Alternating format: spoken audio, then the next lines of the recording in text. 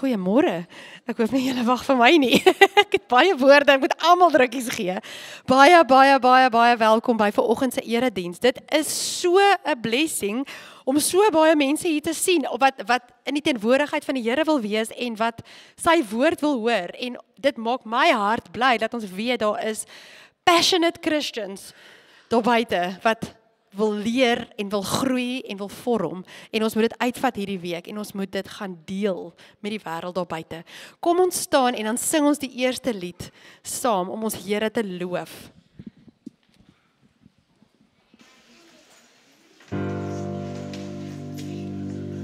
As ek die hemel aanskou, die werke van die hande, maan en sterre aanskou, dan voel ek so gering hier.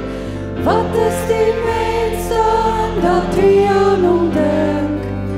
Wat is die mens dan dat wie na hom omsien?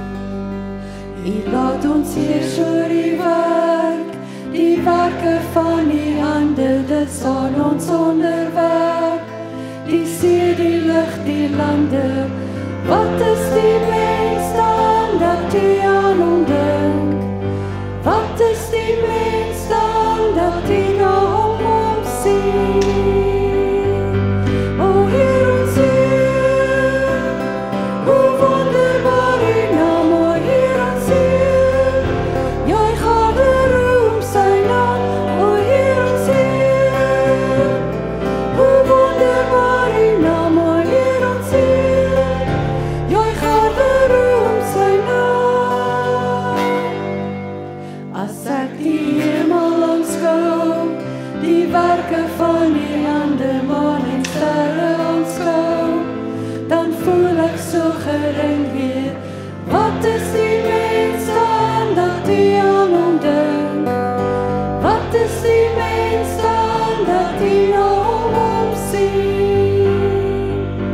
U laat ons hier so die werke van die hande, dis aan ons onderwerp. Die see, die lug, die lande, wat is die mens dan dat U aan hom dink? Wat is die mens dan dat U na hom omsien? O Heer ons Heer, hoe wonderbaar U naam, o Heer ons Heer, jy gaan roem sy naam, o Heer ons Heer, hoe wonderbaar U naam, o Heer ons Heer, jy gaan roem sy naam. Ons roem U naam, ons roem U naam. Julle kan maar sit, dankie.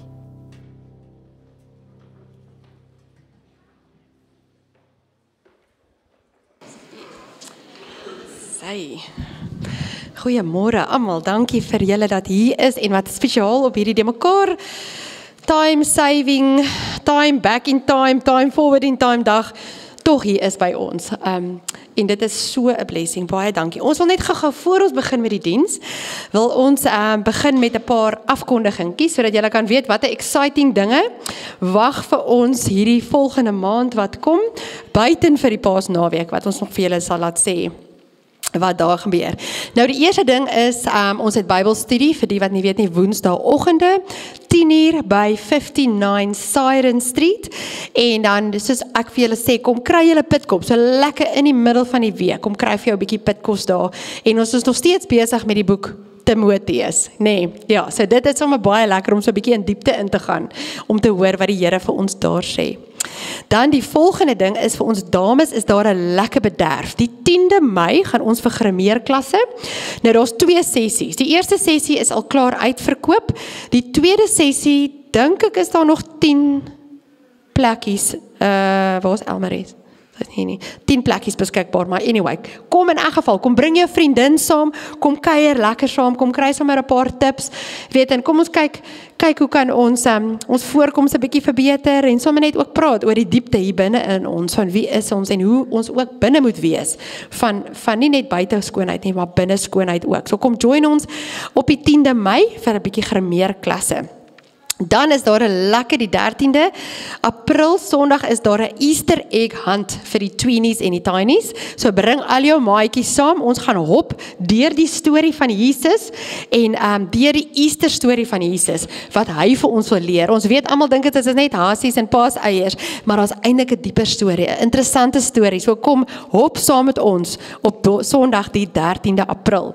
En dan is daar vir die tweenies en die tinies die 27ste April 'n lekker fliekdag en daai dag wil ek hê bring jou kombers, bring jou teddy, bring jou snackie saam en dan gaan hulle saam met julle 'n lekker fliek kyk op die 27ste April. So dis vir die tweenies en die tinies. Dan die Janko gaan net gaan na die volgende een. Die volgende ene is, ek wil net vir julle sê, ons is van nou hierna, het ons gemeentevergadering weer. Soos julle weet, is ons in die proses om 'n onafhanklike gemeente te stig onder die oorhoofse ACK van Nieu-Seeland. En ons gaan nou hierna, die eerste, nie laaste keer die week daarna het ons begin met die nominasieproses. So ons het nou 'n klomp nominasies ingekry van mense wat julle voel moet dien op die gemeenteraad. Nou vandag, ons het 2 weke gegee vir die nominasies en nou vandag na die diens gaan ons net gou uit daai wat genomineer is, moet ons nou 'n verkiesing doen. Ons moet nou kies en op 'n lysie sit sodat ons dit 'n offisiële telling kan maak. So die wat belydende lidmate is, wat al klaar jou briefie ingevul het, moet net gou na die tyd bly, na die diens, en dan gaan ons net gou die verkiesing doen van die gemeenteraad, uit die nominasies uit. En dan, terwyl ons besig is met dit, ons tee het net vandag so bietjie geskuif, dis nou by hierdie deur uit, want ons ou gebou het, ek weet nie, daar is waterlekke en alles, en hulle het glad nie krag vir oggend nie, so ons gaan vir oggend lekker hier op die stoep in die sonnetjie, lekker tee en koek en pesel en kuier, so as julle klaar is, gaan julle by hierdie deur uitgaan, en dan kan julle al die lekker verversings daar gaan kry. Die toilette is nog steeds daar, so as julle wil gaan, daai deur is oop, so as julle wil badkamer toe gaan, dit is nog steeds die badkamers wat ons gaan gebruik. Okay. Goed, en dan wil ons net kom by die gebedsversoeke vandag. Nou die gebedsversoeke, eers op ons gebedslys is John Drey Botha, en John Drey, ek dink jy is vandag hierso. Is John Drey vandag hierso? Daar agter is John Drey. Hy het vir ons gewaai en hy is vandag hierso. Hy het klaar sy operasie gehad en hy het sommer 'n groot glimlag op sy gesig en ons is sommer baie bly om jou vandag hier by ons te hê, John Drey, en ons is baie bly dat jy weet, jy kon jou operasie gehad het en ek kan sien jy het 'n glimlag op jou gesig en dit is vir ons goed. Ons dien 'n goeie God. Ons dien 'n God van 'n groot God wat sy hand uitsteek en jy weet mense kan genees. So ons is net baie dankbaar vir jou. En dankie dat julle ons ook gejoin het vandag. Dit is baie lekker. Dan bid ons nog steeds vir Melinka Visser. Melinka het hierdie week begin met haar radiation en dit gaan maar swaar, sy is maar siek van die radiation wat sy kry en dit is maar hoë emosies in die huis en jy weet dit is maar 'n moeilike tyd, so ons bid nog steeds vir daai gesin, jy weet dat die Here net vir hulle sal rustigheid gee en dat hulle sal weet, hy is daar, maak nie saak wat se emosies nie, maak nie saak wat se emosionele ongemak daar is nie, hy is daar, so ons bid vir Melinka, en dan hou ons ook nog steeds vir Liam Olivier in ons gedagtes, die jong seentjie wat crab disease het met sy geboorte. So ons dra hierdie kindertjies op aan die Here en ons weet, kindertjies is so belangrik vir ons God. Hy is so lief vir hulle en ons gaan sit elkeen van hulle, sit ons op Jesus se skoot neer vandag en ons weet hy sal na hulle omsien. Nou ja, nou is dit tyd vir die offergawes en ja, soos ek gesê het, bly net na die tyd vir ons agter, hoor.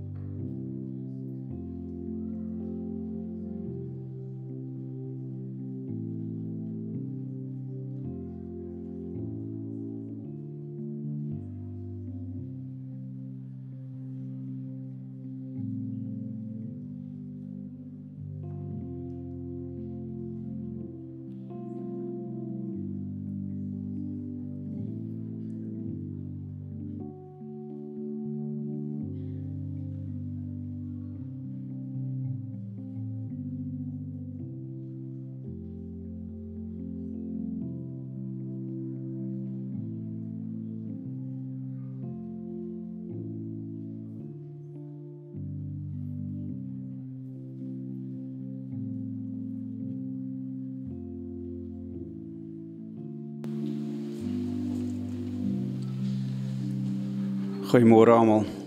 Net so vinnige terugvoer ook, terwyl ons besig is met die finansies. Gister ook weer eens 'n goeie dag gewees by die boerewors broodjie verkope.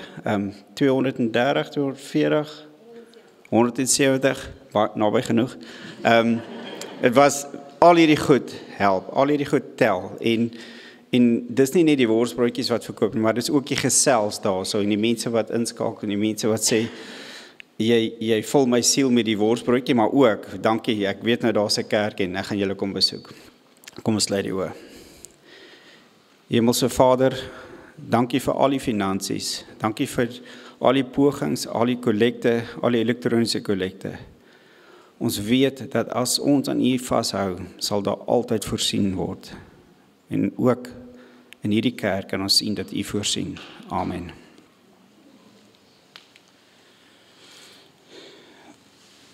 Dis weer 'n voorreg om so by mekaar te wees. Ek wil graag ons diens ook begin en u herinner aan Psalm 121, kosbare Psalm.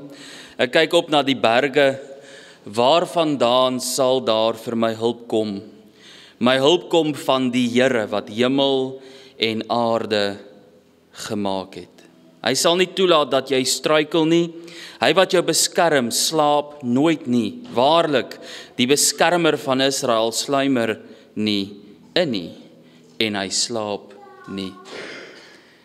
Geliefdes, mag die barmhartigheid van God en die vrede van God ryklik vermenigvuldig word deur die kragvolle werking van die Heilige Gees.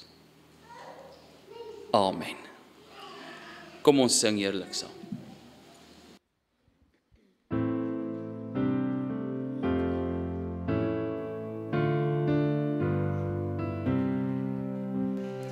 Heilig, heilig, heilig, Heer God almagtig, groot is die troon, U is steeds met lof omring. Heilig, heilig, heilig, liefderyk genadig, U troon is steeds met lig en lof omring. Heilig, heilig, heilig, heerser vir ewig, groot is U naam, die Vader, Seun en Gees. Grote God ons eer U, met die hele skepping, U wat in liefde God regverdig is. Heilig, heilig, heilig, Heer soedadig, groot is die guns, want U buig U tot ons eer. Heilig, heilig, heilig, magtig en genadig, U was en is en sal vir ewig wees. U was en is en sal vir ewig wees.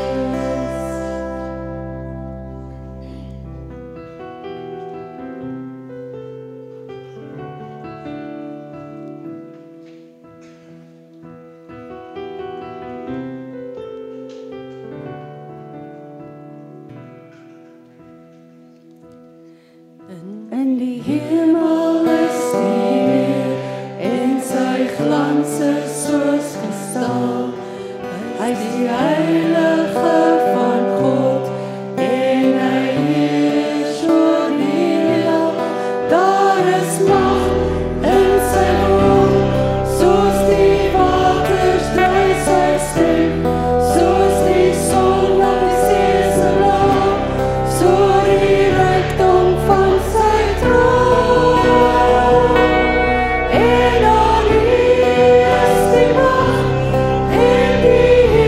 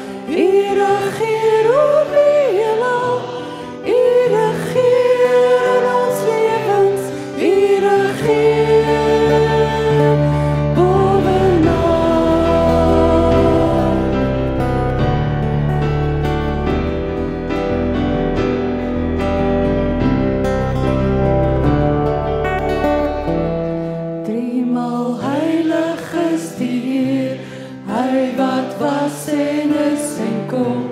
Hy is die Alfa en Omega, almagtig en verheerlik. Daar is mag in sy woord, soos die waters uit sy stem, soos die son op die see se blom, so die rykdom van sy troon.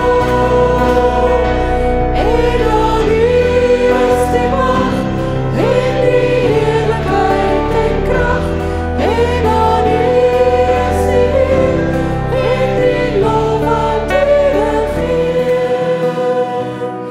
En aan U is die mag en die heerlikheid en krag, en aan U is die eer en die lof aan U regeer. U regeer.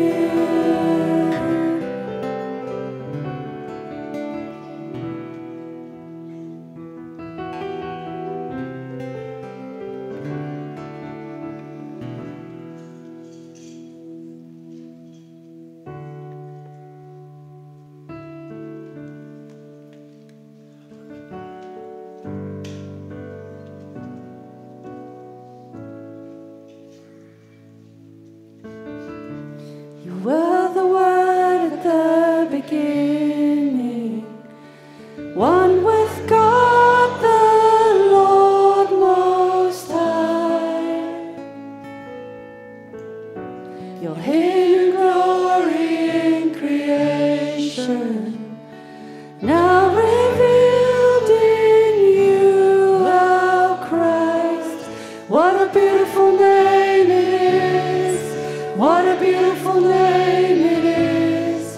The name of Jesus Christ, my King. What a beautiful name it is! Nothing compares to this. What a beautiful name it is! The name of Jesus.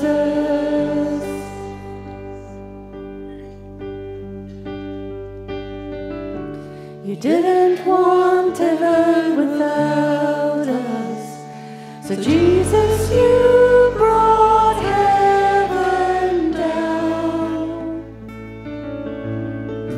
My sin was great, your love was greater.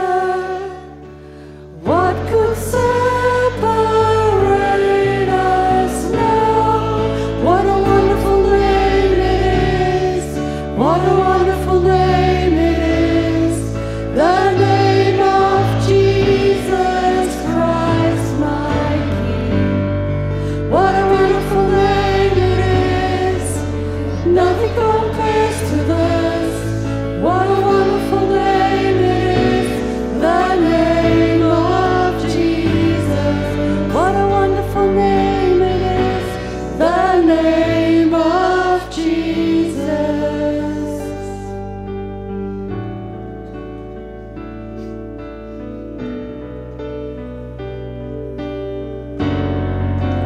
Death could not hold you, the veil tore before you. You silenced the voice of sin and grave. The heavens are roaring, the praise of your glory. For you are raised to life again. You have no rival, you have no equal. Now and forever, God, you reign. Yours is the kingdom, yours is the glory, yours is the name above all names. What a powerful name it is! What a powerful name it is! The name of Jesus Christ, my King. What a powerful name it is!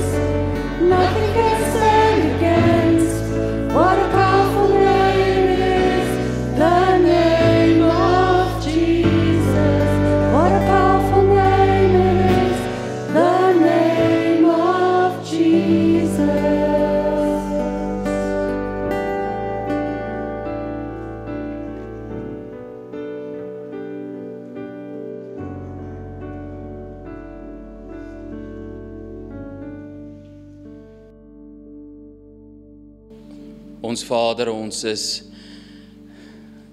in nederigheid en ootmoed voor U. U is ons God, die 3 maal heilige God. Daar is nie 'n gelyke nie. U woord leer ons dat U is 'n enige God. U is alleen wys, alsienend, alwetend. Ons aanbid U, Vader. Dierbare Here Jesus, U het aan die kruis gesterf, U self gegee, 'n perfekte lewe geleef. Aan daardie kruis gesterf, die prys betaal. U is opgewek uit die dood. U leef. U is aan die regterhand van die Vader. Ons aanbid U, dierbare Here Jesus. En dierbare Heilige Gees, U werk in ons harte. U spreek met ons na die wil en die welbehae van die Vader. Dankie dat U ons dra, dankie dat U ons beskerm, dankie dat U met ons praat. Ons eer U naam. Dankie dat ons hier by mekaar kan wees. Dit gaan nie oor ons nie.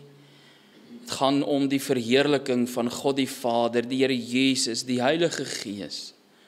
Ons is hier om U naam hoog te hou, om vanuit U woord te leer, ons lewens daarby aan te pas, om 'n disipel van die Here Jesus te wees, om in hierdie wêreld waarin ons beweeg, U voete en U hande te kan wees, die stem te wees. Dankie dat ons vir hulle kan bid wat U nodig het, vir Jandrey, vir Melinke, vir Liam. En Here, daar is soveel ander wat U nodig het in die liggaam. U ken hulle by die naam, U ken hulle omstandighede en ons bid U, Vader, dat U sal genees, ten volle. Elkeen van ons, Vader, wat vanmôre hier is, kom ook met ons eie storie, ons eie seer, ons eie blydskap. U weet van alles en daarom weet ek, vanmôre sal U met ons kom praat, daar waar ons onsself bevind, op hierdie pad, saam met U. Ons harte is oop, Vader, spreek met ons, soos U wil. Ons bid ook vir die kindertjies, vir die jeug, vir die tieners, vir hulle wat vir hulle gaan leer vanmôre en sal voorgaan, wees saam met hulle, Here, behoed en bewaar hulle gedagtes om U woord ook so te kan oordra, dat 'n ou kinderhartjie dit kan verstaan. Ons bring hulle na U voete toe, Here Jesus, want ons weet U het hulle lief. Spreek met hulle ook. Ons aanbid U, seën ons diens vanmôre en mag U naam ryklik verheerlik word. Amen. Nou ja, vir al ons jong mense, al ons kinders, julle is welkom. Hier op my linkerkant die stoep uit is julle klassies.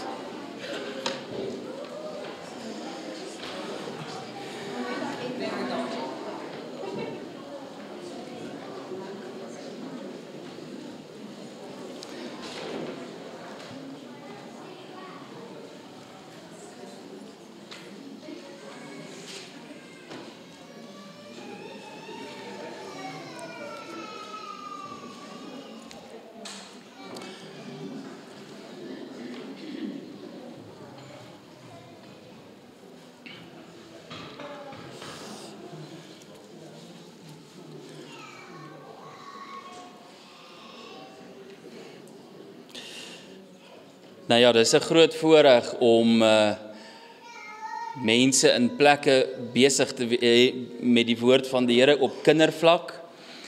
Dis nou regtig 'n spesiale salwing.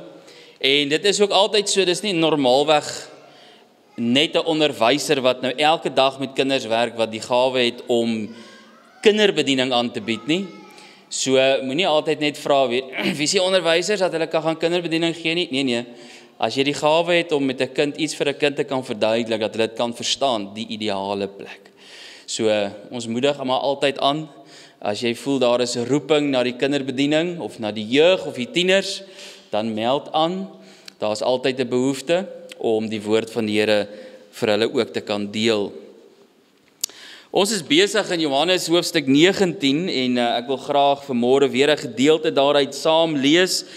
Ons is natuurlik in 'n baie belangrike tydperk van die Christelike kalender en dit is natuurlik Paasnaweek. En die boodskappe en alles behoort gesentraliseer te wees om die Paasnaweek gebeure, die kruisiging in die graf, natuurlik die opstanding en die hemelvaart wat daarna sal kom. En ek dink dit is baie belangrik om onsself deurgaans te herinner aan die boodskap wat sentraal moet wees, nie net in 'n kerk nie net in 'n gemeente nie, maar ook individueel in ons eie harte en ons eie lewens. Die kruis van die Here Jesus, en dit is waaroor die boodskap vanoggend sal gaan, baie eenvoudig, die kruis. Christus se kruis. Kom ons lees saam daar uit hoofstuk 19 van Johannes, vers 17. Jesus het self sy kruis gedra en uitgegaan na Kobbeenplek toe, soos dit genoem is in Hebreëus Golgotha. Daar het hulle hom gekruisig en saam met hom 2 ander, een aan elke kant met Jesus in die middel. Pilatus het ook 'n opskrif geskrywe en dit aan die kruis gesit. Daar het geskrywe gestaan: Jesus van Nasaret, die koning van die Jode. Baie van die Jode het hierdie opskrif gelees, omdat die plek waar Jesus gekruisig is, naby die stad was. Die opskrif was in Hebreëus, Latyn en Grieks. Die priesterhoofde van die Jode het toe vir Pilatus gesê: moenie skrywe die koning van die Jode nie, maar skrywe hy het gesê, ek is die koning van die Jode. Pilatus het vir hulle gesê: wat ek geskrywe het, het ek geskrywe.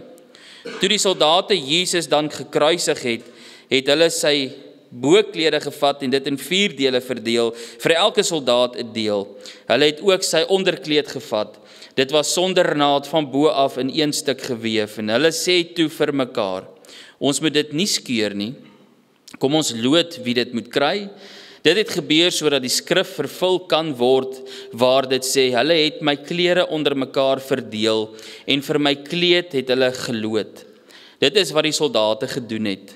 By die kruis van Jesus het ook nog sy moeder en sy moeder se suster en Maria, die vrou van Klopas en Maria Magdalena gestaan. Toe Jesus sy moeder sien en die disipel vir wie hy baie lief was, wat by haar staan, sê hy vir haar: daar is u seun. Daarna sê hy vir die disipel: daar is jou moeder. Van daardie oomblik af het die disipel haar in sy huis geneem. Nou ja, net tot daar uit die wonderlike woord van die Here, net om u te herinner waar daardie woorde staan. Hulle het my klere onder mekaar verdeel, dit is in Psalm 22, ons het al daaroor gepraat. Kom ons sit net so vir 'n oomblik, en dan bid ons net 'n woord saam.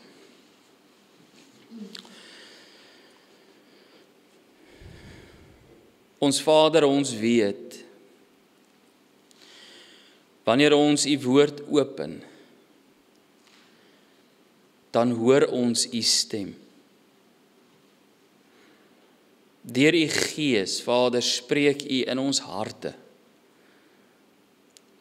Die Heilige Gees lei ons in alle waarheid, sê u woord. En daarom in hierdie oomblikke, Vader, bid ek u dat u ons sal lei in die waarheid. Dat u met ons sal spreek, soos u wil. Leer vir ons wat ons moet leer. Kom wys vir ons wat gewys moet word. Spreek diep in ons harte. Maak ons bewus van u teenwoordigheid, Vader. Amen. Jesus het self sy kruis gedra en uitgegaan na Kobbeenplek toe, soos dit genoem is in Hebreëus Golgotha. Hoekom Kobbeenplek? Want die plek het nou regtig gelyk soos 'n kobbeen, en tot vandag toe nog kan jy nou nog so 'n bietjie gaan kyk in Israel, gaan kyk na die plek wat hulle sê Golgotha is, en dan kan jy nou nogal die kobbeen in daai klowe kan jy dan sien. Dis net jammer dat nou in moderne Israel, net agter die plek is daar dan nou 'n busstasie. So, en hulle maak daar busse reg, so dis maar 'n vreemde plek om te wees in moderne tye. Maar dit is nog daar, en dit is so wonderlik as jy daar sit en jy kyk, en dan beleef jy net iets wat wonderlik is. Die tuingraf natuurlik is ook daar naby, en jy word regtig net bewus van die teenwoordigheid van God, om te besef dat 2000 jaar gelede het die Here Jesus sy kruis gedra, vrywilliglik. En hy het daar gesterf. Nou ja, natuurlik die kruisiging en ek wil nog op 'n stadium met u praat en ek glo die Here het reeds die woord so op my hart gedruk vir Goeie Vrydag. 8:00 die oggend sal ons 'n boodskap hier hê, 'n preek hier hê, die oggend goed begin oor die 3 kruise. Daar is 'n wonderlike boodskap daarin wat ons moet aandag aan gee. Maar Jesus in sy laaste ure kan ons sien dat hy het hierdie prys wat hy betaal het vir ons vrywilliglik betaal. En die gebeure om Paasnaweek, die Goeie Vrydag, ons weet vir baie mense raak Paasnaweek 'n lekker lang naweek. Mense spandeer dit op verskillende plekke en ek dink elke ou maak sy besluit soos wat hy wil. Maar na 2007 waar ek die Here opnuut ontmoet het daar iets in my hart lewendig geword. Jy weet, ek het ook maar groot geword met sport wat in Suid-Afrika groot is, vir al die Kruiwenweek en al die dinge wat oor Paasnaweke moet gebeur. En ek dink baie keer het ons volk so 'n bietjie visie verloor en rigting verloor omdat ons vergeet waaroor gaan dit om 'n Christen te wees. Ek het groot geword, na 2007 het ek 'n baie sterk invloed gehad met mense wat gesê het, op 'n Paasnaweek behoort jy te sentreer om Christus. En 'n wonderlike tyd om dit, saam met familie en vriende deur te bring, maar om die gebeure van Paasnaweek. Om jou te voed met die woord van die Here. Maar in Paasnaweek, wat sentraal staan in Paasnaweek, is natuurlik die kruis. Dis waaroor dit gaan. Dit gaan oor die offer van Christus vir ons. En jy kan maar self gaan kyk in die wêreld, veral hulle wat nou natuurlik nie Christene is nie, vir hulle raak dit 'n vreemde verskynsel met 'n haas wat eiers lê en ons geniet 'n lekker sjokolade. Nou daar's niks fout daarmee om iets te eet nie. Pas op met dit te oordoen nie. En dit is lekker om chocolates te eet, maar dit het veroorsaak dat die wêreld vergeet waaroor gaan Paasnaweek. En ek my kindertjies van kleins af leer ek hulle waaroor gaan Paasnaweek. En soms het hulle te veel vrymoedigheid om hulle juffrouens reg te help, maar Paasnaweek gaan nie oor daai paas en die eiers nie, dit gaan oor Christus wat gesterf het. Dit moet sentraal staan. En dit behoort sentraal te wees. Sentraal, soos wat dit sentraal is in die middel van 2 ander kruise. Dis die belangrikste aspek, die kruis. Die kruis. Die geestelike klimaat van 'n kerk, van enige gemeente, kan bepaal word oor waar die kruis is. As die kruis nie sentraal is nie, as Christus nie sentraal is nie, dan is jy besig met mooi praatjies. Dis die realiteit. En as die kruis nie meer sy plek het nie, jy nie bestaansreg nie. Vir die kind van God, geliefde, is dit so belangrik dat die kruis sentraal bly in jou lewe. Want as dit nie was vir die kruis nie, is ons verlore. Daai prys is vir ons betaal en natuurlik saam met dit gaan daar ook die opstanding wat daarna kom en natuurlik die hemelvaart. Dit is die evangelie volgens 1 Korintiërs 15. Dit is die evangelie wat Paulus verkondig het, dat Christus gesterf het, dat Christus begrawe is, dat Christus opgewek is. Dit is die evangelie, dis waaraan ons moet vashou. Dis ons beskerming. En daarom, kind van die Here, jy moet vir jouself hierdie vraag vra: waar staan die kruis van Christus in jou lewe? In jou lewe. Waar staan die kruis? Vir baie is dit maar 'n bysaak. Jong, deesdae gaan my bloeddruk so 'n bietjie vinniger op. As mense op 'n Saterdag, jong, hulle kuier die rook, man, die rook staan. Dis 'n gekuier, maar op Sondagoggend, ons is daarom in die kerk, maar Saterdag stem hulle lewe nie ooreen nie. Verstaan julle wat ek sê? Waar sit die kruis? Waar is die posisie van die kruis in jou lewe? Want dis baie belangrik wat Paulus ook sê, as iemand in Christus is hy 'n nuwe skepsel. Dis so belangrik. Dit raak so bietjie nou aan heiligmaking. As iemand sê hy is 'n kind van God, die ou dinge het verbygegaan, kyk, dit het alles nuut geword. Hoekom? Want die kruis is sentraal. Die kruis is sentraal. in sy lewe, haar lewe. Wanneer die besef en die werklikheid, die besef van die werklikheid van die aakligheid van sonde vervaag, wegraak. Nie meer so belangrik is nie, loop dit onafwendbaar, hand aan hand met die onderbeklemtoning van die kruis. Van die kruis. Ek wil nie sê jy moet dit gaan toets nie. Moenie sê ek het gesê jy moet dit doen nie. Maar raak besig met sonde en dan sien jy wat gebeur met die kruis. Jy vergeet daarvan. Jy vergeet daarvan. Jy vergeet van die prys wat daar betaal is, dat jy kan sê, ek is 'n Christen. Ek is verbind aan Christus. Wanneer ons nie meer praat oor die bloed-evangelie, dalk 'n baie ou term wat baie van die ouer garde sal dit dalk nou nog onthou, die bloed-evangelie. Hulle die bloedkoortjies. Die bloed, daar is krag en daar is mag in die bloed.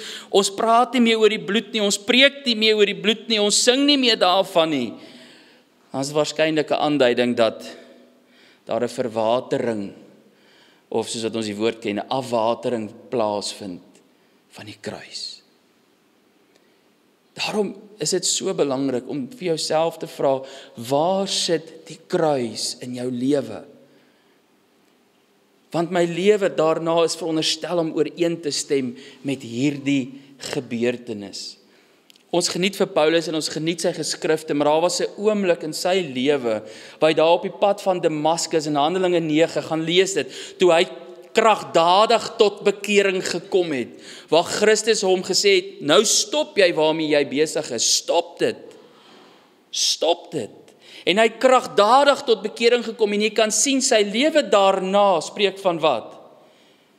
Vir my is die lewe Christus en die sterwe is wins, sê hy. Ja, maar dis maar baie radikaal, jong, ons lewe mos nou nie meer in daai tye nie, dit was vir hulle makliker as vir ons. Net die feit dat hulle betaal het vir hulle lewe, sê vir ons die teendeel. Waar sit die kruis vir jou vanmôre in jou geestelike lewe? Waar sit die kruis? Jy weet, daar's baie dinge wat ek kan doen aan my liggaam. Jy weet, jy kan hom ontsmet, jy kan hom bietjie was, skoonmaak, en dit behoort gedoen te word. Maar jy weet, ek kan hom nie ontsondig nie. Ek kan nie my liggaam, ek kan nie my gees ontsondig nie. Maar 1 Korintiërs 2 vers 2 sê, want ek het my voorgenem om niks anders onder julle te weet nie as Christus Jesus en hom as gekruisigde. Dis net hy, deur sy kruis, deur sy bloed, wat my kan ontsondig. Dis die bloed van Christus Jesus, sy seun, wat my reinig van alle sonde, sê 1 Johannes. Dis hoe krities belangrik die kruis moet wees in ons lewe. Die kruis van die Here Jesus Christus. Paulus sê in Galasiërs 6:14, hy sê, maar wat my betref mag ek nooit roem nie, behalwe in die kruis van ons Here Jesus Christus. En nou sê hy 'n baie belangrike ding. Want ek het nou gesê, dit raak so 'n bietjie aan heiligmaking. Hoor wat sê hy? Deur wie die wêreld vir my gekruisig is en ek vir die wêreld. Ek kan jou 'n waarborg gee. Die oomblik, wanneer die kruis sy regmatige plek inneem in jou geestelike lewe, het jy nie tyd vir die wêreld nie. Hoor wat ek vir jou sê. Daar's sekere goed wat die Heilige Gees net wakker maak in jou, as iemand praat en sy woordeskat bestaan uit 5 woorde, né? Dan is hier iets wat bruis hier binne in jou wat sê, ek kan nie laat my ore hierna luister nie, ek kan nie. Ek wil nie hierna luister nie. As jou lewe Christus is en die wêreld is vir jou gekruisig, as daai programmetjie op die TV opkom, wat jy weet jou siel gaan beskadig en besoedel, dan sê jy, ek kan nie hierna kyk nie, ek wil nie hierna kyk nie, dis vuil, dis sleg, ek wil nie. Ek wil nie, hoekom nie? Gaan dit oor my? Nee, want die kruis is sentraal in my lewe. Ek wil hê Christus moet verheerlik word deur my lewe. Die kruis. So belangrik. So belangrik. En daar is 'n paar dinge wat die kruis, dit wat die Here Jesus vir ons kom doen het, vir ons net bietjie inkleer, vir ons meer duidelikheid gee oor wat het gebeur in hierdie hele proses. En ek het nou al een genoem, en dit is dat die kruis wat Christus gedra het, het hy vrywillig gedra. En nou, dit is baie belangrik om dit te verstaan, want baie mense verstaan nie altyd dat, jy weet, hulle dink, ja, die Romeine het hom gekruisig, want hulle wou hom kruisig. Ja, hulle wou hom doodgemaak het, maar Christus het vrywillig hom oorgegee. Vrywillig. Vrywillig het hy hierdie pad gestap. Ons moet verstaan dat die kruisiging, in die geskiedenis, die kruisigingsverhaal, is nie iets wat toevallig maar net gebeur het nie. Dat daar 'n oomblik in die geskiedenis was dat dit hierdie man was wat volgens die Jode besig was met godslastering. Nee. Dit was nie met toeval nie. Op die regte tyd, die bepaalde tyd, het Christus na hierdie wêreld gekom. Volgens die wil van sy Vader het hy vrywilliglik die hemel en sy heerlikheid gelos en na hierdie wêreld gekom. Hoekom? Om te soek en te red die wat verlore is. Dis waarom hy gekom het. Dit was nie deur 'n stryk wat gestel is nie. Judas Iskariot was deel van die plan van God. Christus het geweet hy is deel. Hy het geweet. Maar Christus het sy lewe vrywilliglik afgelê. Vrywilliglik. Niemand het hom gedwing nie. Ons moet dit verstaan. Net soos wat ons genooi word, as iemand agter my aan wil kom, moet hy homself verloon, sy kruis opneem en my volg. Niemand dwing jou nie. Niemand dwing jou nie. Vrywilliglik verbind ek myself aan die Seun van God, aan Christus Jesus, en as ek myself vrywilliglik verbind aan hom, dan vra hy 'n paar dinge van my. Maar Christus het sy lewe vrywilliglik afgelê.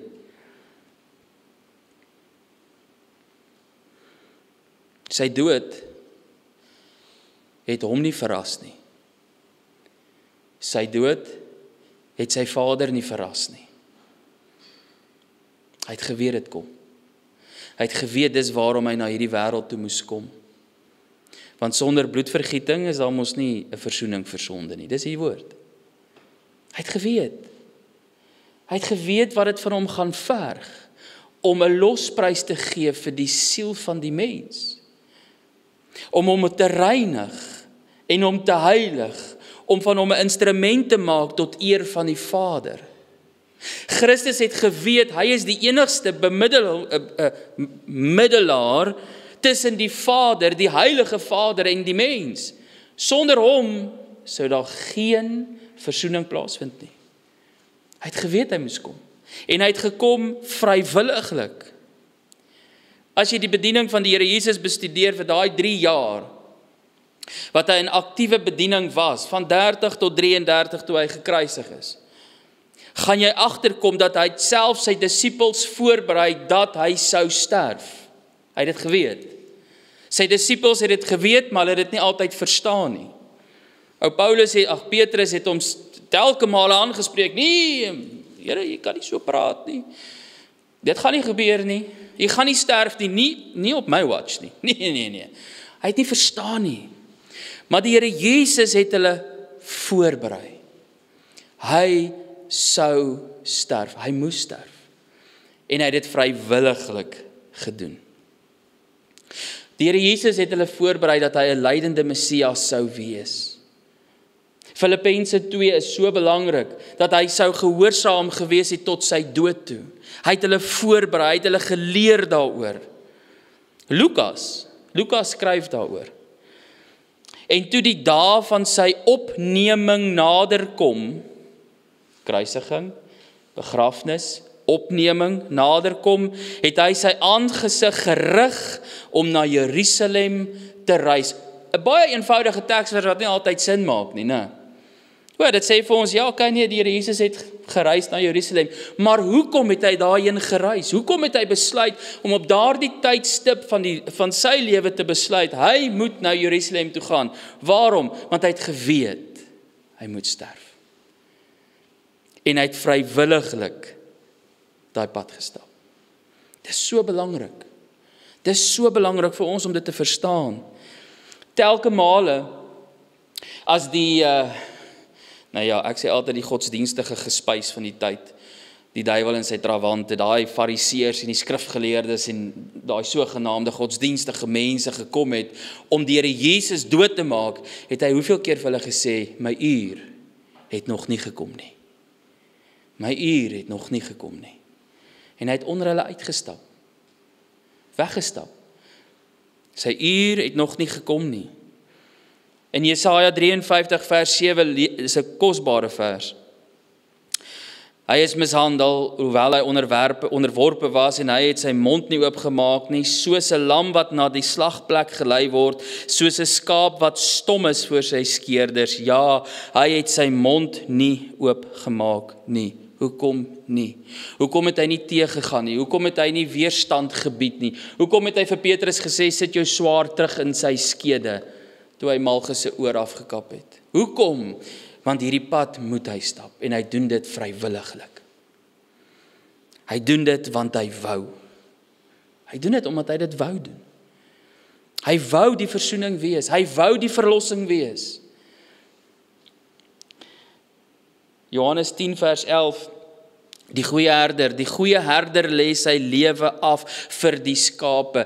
Die goeie herder lê sy lewe af vir die skape. Hy lê dit af. Vrywilliglik lê hy dit af. Niemand vat dit by hom nie. Hy lê dit af. Vrywilliglik. Wat beteken dit vir ons? Maak dan nou 'n bietjie meer sin as ons dink aan jou eenvoudige teksvers Matteus 16:24. As iemand agter my aan wil kom, jy doen dit vrywilliglik.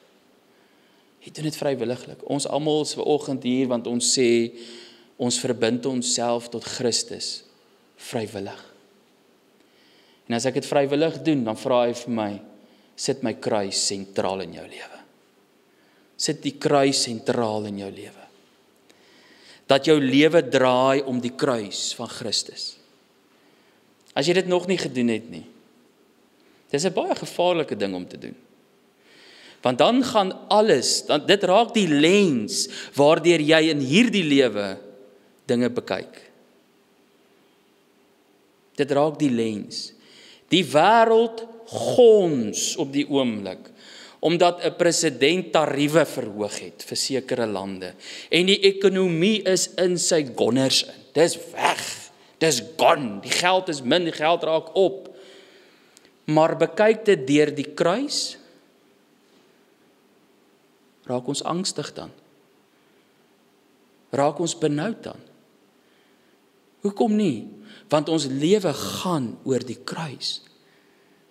En in elk geval, God se ekonomie is nooit bankrot nie, maar ons kyk na die kruis. En dis waardeur ons in hierdie wêreld bekyk. Die kruis. Die kruis. En mag ons altyd herinner word daaraan, ek het myself vrywilliglik verbind aan die Messias. Ek is sy ambassadeur. Ek is sy gesant. Ek dra sy naam.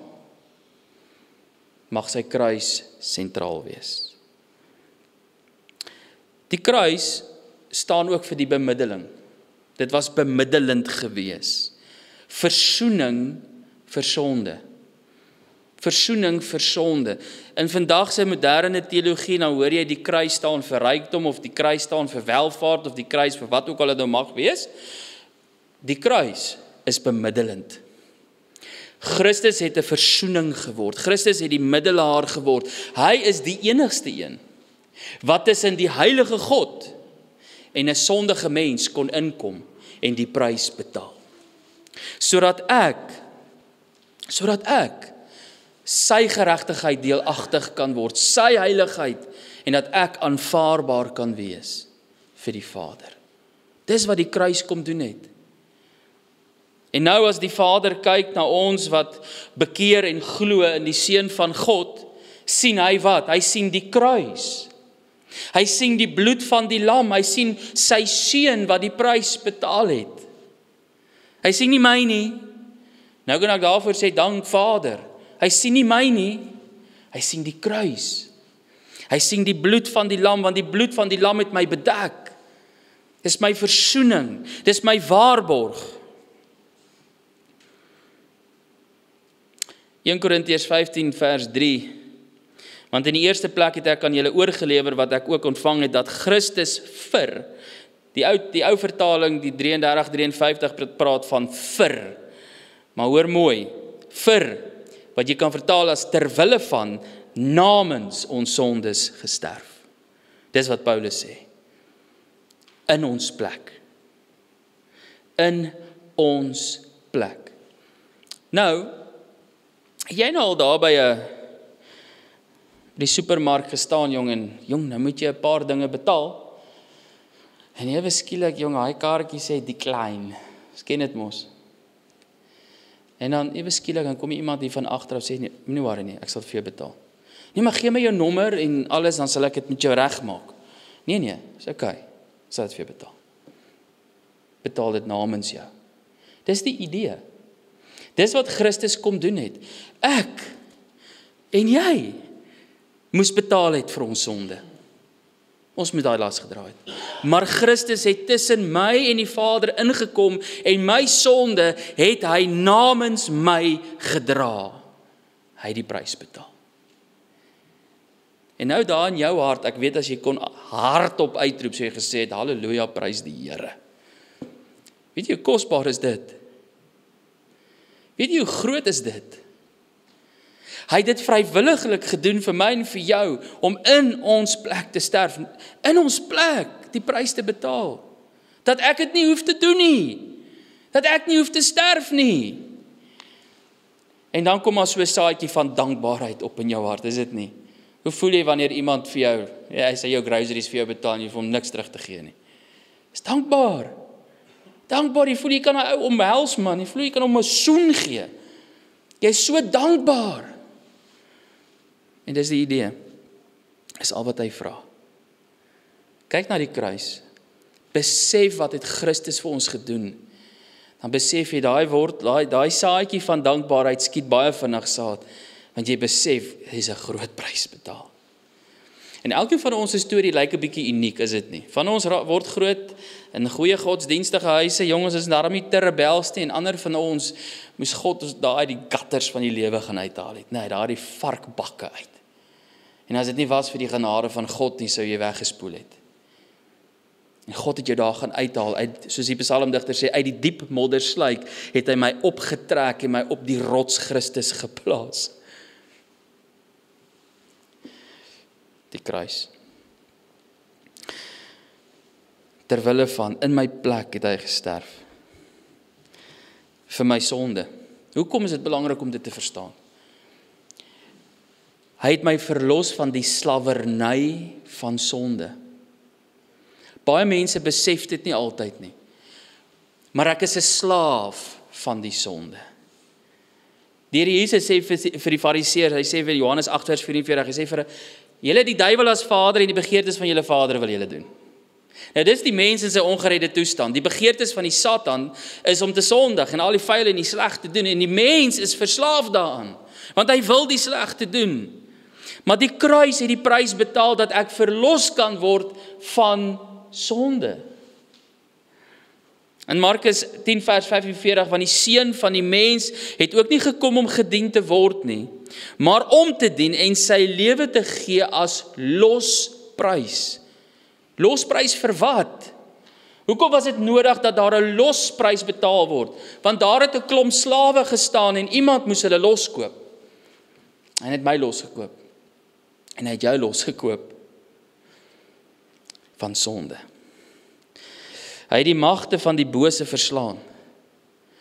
In Kolossense 2 vers 13, en julle wat dood was deur die misdade en die onbesnedenheid van julle vlees, het hy saam met hom lewend gemaak, deurdat hy julle al die misdade vergeef het, en die skuldbrief teen ons, wat met sy insettinge ons vyandig was, uitgedelg en weggeruim het, deur dit aan die kruis vas te naal. Hierdie is nou natuurlik 'n kosbare beeld om te verstaan. Teen elkeen van ons se lewe as gevolg van die sonde is daar 'n skuldbrief. Hierdan is jy skuldig. Van ons is kort en ander van ons het jy so 'n riem fakspapier nodig wat so aaneenlopend uitgerol word. Maak nie saak nie. Christus het vir alles gesterf. En daai skuldbrief teen jou wat sê jy skuldig, het hy uitgedelg, aan die kruis vasgenaal. Jy is vry, jy is losgekoop. Daar is vergifnis van sonde, daar is vrymaking van sonde. Is dit nie kosbaar nie? Dis die kruis wat dit gedoen het.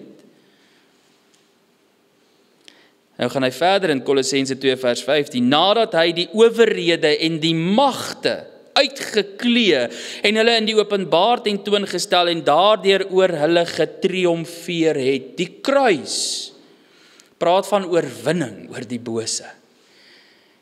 En geliefde, wanneer God in jou woon, is daar nie plek vir duisternis nie, want God is lig. Duisternis wyk. Wanneer jy in 'n vertrek soos hierdie die ligte aansit, dan verdwyn die duisternis. Want hoekom? Hy is oorwin. Kind van God. As jy Christus Jesus het as jou verlosser en saligmaker, die lig van God is in jou lewe. Daar is nie plek vir duisternis nie. Duisternis wyk. Dit wyk want Christus het daaroor getriomfeer. Dis oorwinning. Natuurlik, hy het ook die finale offer vir sonde gebring, ons moet dit verstaan. Hebreërs 2 vers 17, daarom moes hy in alle opsigte aan sy broeders gelyk word, sodat hy 'n barmhartige en getroue hoëpriester kon wees in die dinge wat in betrekking tot God staan, om die sondes van die volk te versoen. In alle opsigte 'n finale offer gebring vir sonde. Hy versoen die mensdom met 'n regverdige God. Ons moet dit verstaan. Ons weet God is liefde. Ons weet dit. Ons weet hy is 'n barmhartige God. Maar ons moet ook besef dat hy is 'n regverdige God. Hy is 'n heilige God. Hy is 'n heilige God. In 2 Korintiërs 5 vers 16, ons ken dus van nou af niemand meer na die vlees nie, al het ons ook Christus na die vlees geken, nou ken ons hom tog nie meer so nie. Daarom, as iemand in Christus is hy 'n nuwe skepsel. Die ou dinge het verbygegaan. Wanneer 'n mens so 'n teksvers lees, dan moet jy vir jouself vra nou, waarvan praat hy as hy nou sê die ou dinge? Dis eenvoudig. Die ou dinge verwys na die sonde. Die ou lewenstyl, die ou manier van dinge doen, ons dink nie meer so nie, ons leef nie meer so nie, want die gees van God is in jou. Dit is so eenvoudig om dit net te verstaan. Ek is nou in Christus, ek is nou 'n Christen, hy het my vrygekoop, ek is vrygekoop deur die bloed van die lam. Ek wil nie meer so leef nie. Hy het dit alles nuut gemaak. En dit alles is uit God wat ons met homself versoen het, deur Jesus Christus, wat homself met ons versoen het deur Christus Jesus. Is dit nie kosbaar nie? Is 'n versoening. Is die versoening. Die kruis van Jesus was brutaal, dit was onmenslik en ek hoef nie daarop in te gaan weer nie. Ons het 'n paar sondae terug het ek met u daaroor gepraat. U is welkom om na die opnames te gaan luister vir dit. Maar die kruis was brutaal. Dis die wreedste vorm van dood wat in daardie tyd bestaan het. En dit wat alles daarmee saamgegaan het, die doringkroon, die geeseling, die bespotting, alles wat daarmee saamgaan, dit was net brutaal geweest. Dis onmenslik, eintlik. Maar Jesaja 53, kan jy gerus vanmiddag gaan lees, wat vir jou dit baie duidelik uitstip, waardeur hy moes gaan. Psalm 22, duidelike beeld, van waardeur die Here Jesus moes gaan. En doen die moeite, gaan lees daardie verhale, gaan lees wat die Here vir ons laat opteken het. Maar ek gaan nie vanoggend nou weer daarby stil staan nie. Ek dink ons moet net weet, bloedvergieting sê vir ons genoeg. Sê vir ons genoeg. Die kruis van Jesus was en is oorwinnend. Weet jy dit? Baie kinders van God lewe neerslagtig en bly daar.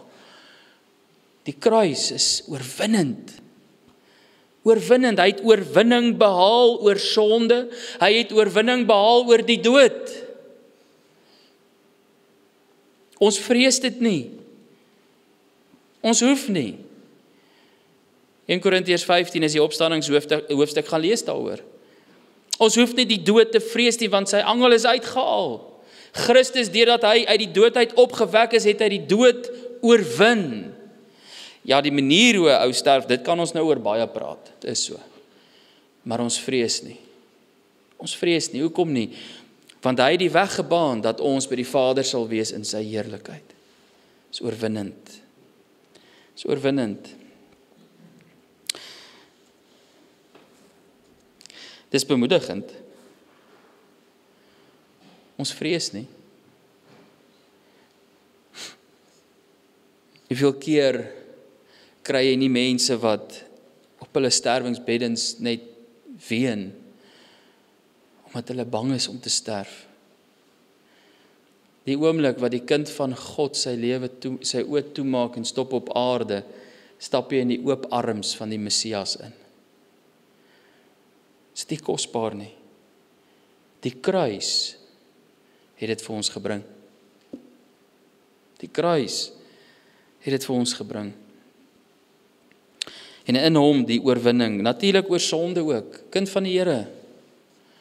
Ons kan nie sê, hierdie sonde is te groot om oor te kom nie. Ons weet, daar's daai sonde wat ons al ewig potjie, né? Hy trip ons al ewig.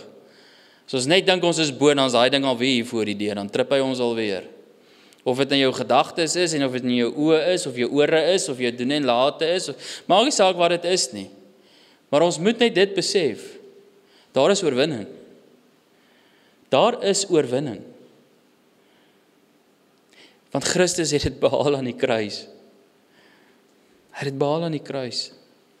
En dit is so, ek dink terwyl ons hier op aarde is, voordat ons verheerlik is, het ons maar altyd iets wat ons gaan potjie, maar daarom bly ons afhanklik van God. Dit hou ons op ons knieë.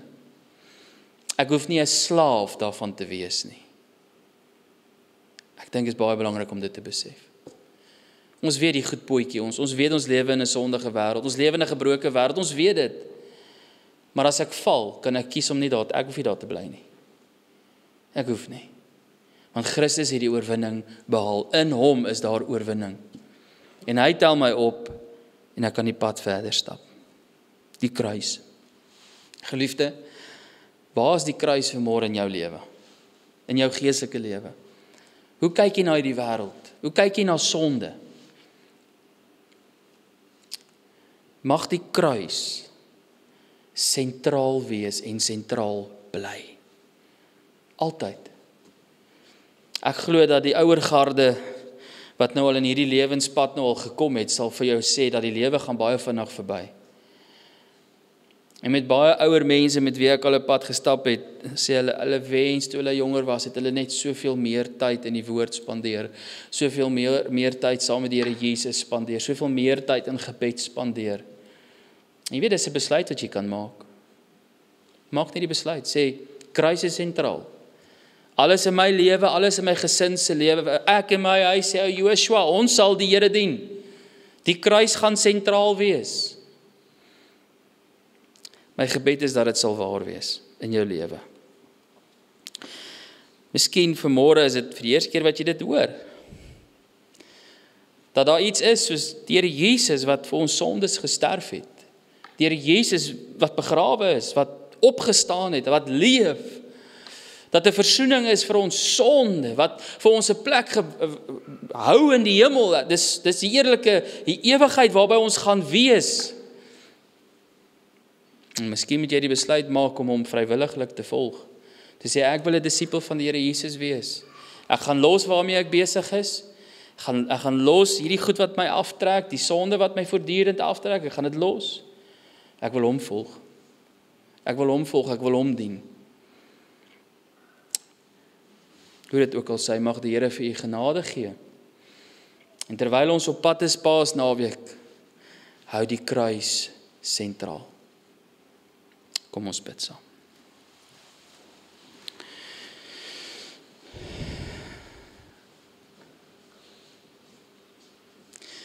Here Jesus, ons aanbid u. U kruis, soos wat hy daar op Golgotha gestaan het tussen twee ander misdadigers, in die middel, sentraal. Wil ek hê dat die kruis sentraal moet wees ook in my lewe,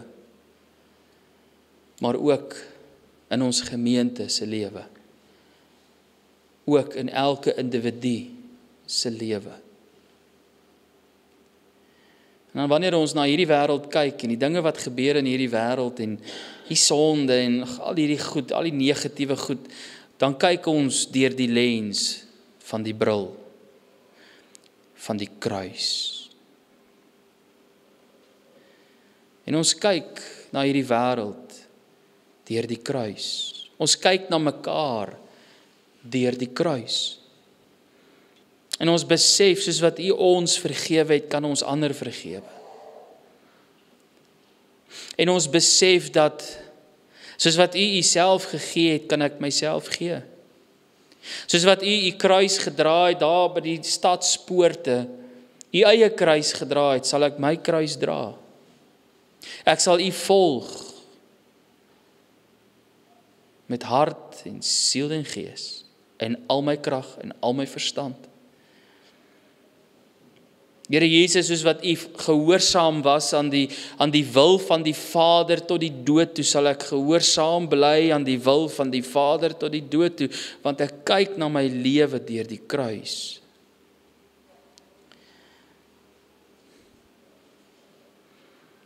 Geliefdes, ek gee 'n paar oomblikke van stil gebed. Dis nie lank nie. Praat u met die Here soos wat dit daar in die hart lewe in hierdie oomblikke.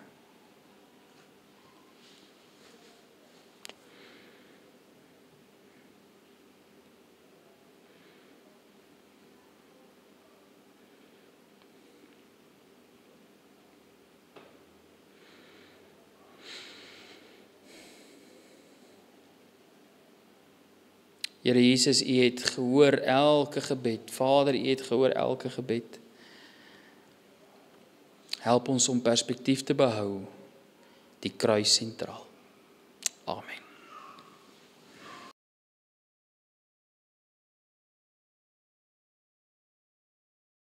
Kom ons staan en sing ons saam.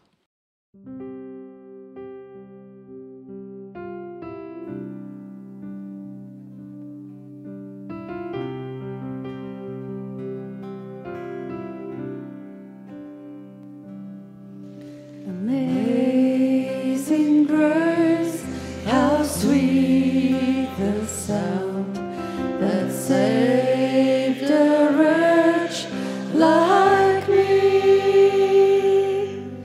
I once was lost, but now I'm found. Was blind, but now I see.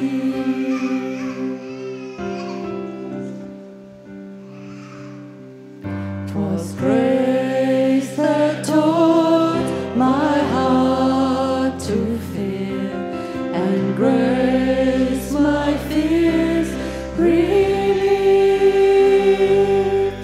How precious did that grace appear, the hour I first believed. My chains are gone,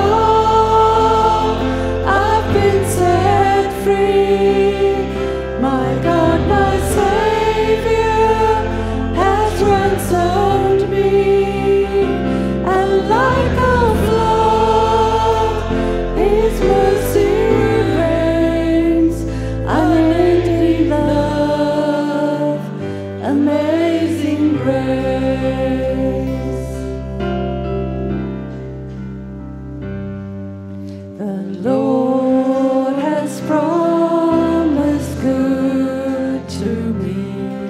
His word my hope secures. He will my shield and portion be, as long as life endures. My chains are gone, I've been set free. My God, my Savior, has ransomed me. And like a flood, His mercy reigns. Unending love, amazing grace. My chains are gone, I've been set free. My God, my Savior, has ransomed me. And like a flood, His mercy reigns. Unending love, amazing grace.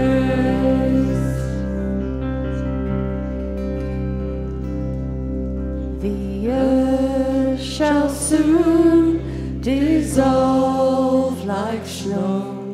The sun forbear to shine, but God who called me here below will be forever mine.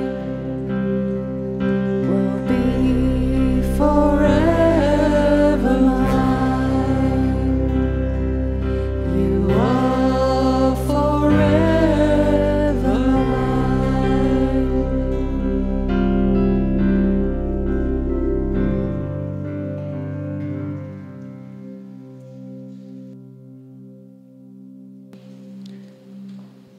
Ek staan net so en ontvang die seën van die Here.